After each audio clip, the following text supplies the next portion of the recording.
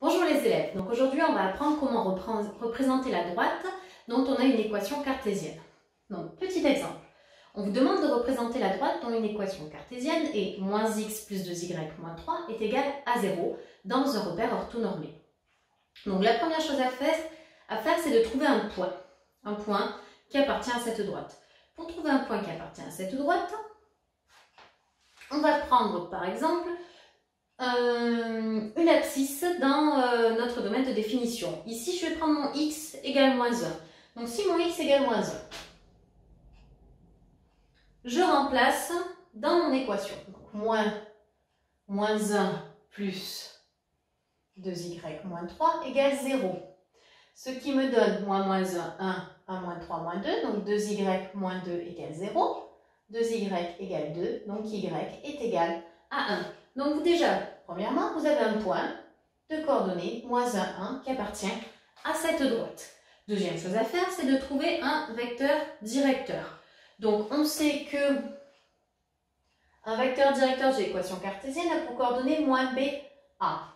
Ici, notre moins b du coup est égal à 2, donc b est égal à moins 2, et notre a est égal à moins 1. Donc, un vecteur directeur ici de mon équation cartésienne est moins 2, moins 1.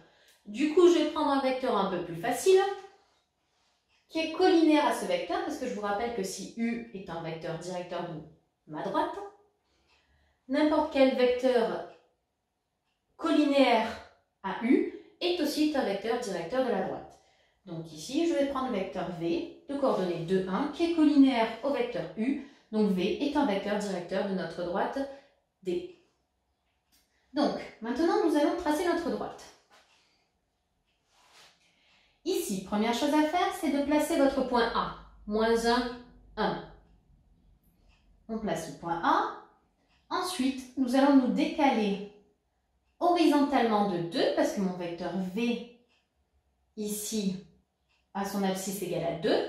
Et verticalement de 1. Donc je me déplace de 2 horizontalement et de 1 verticalement.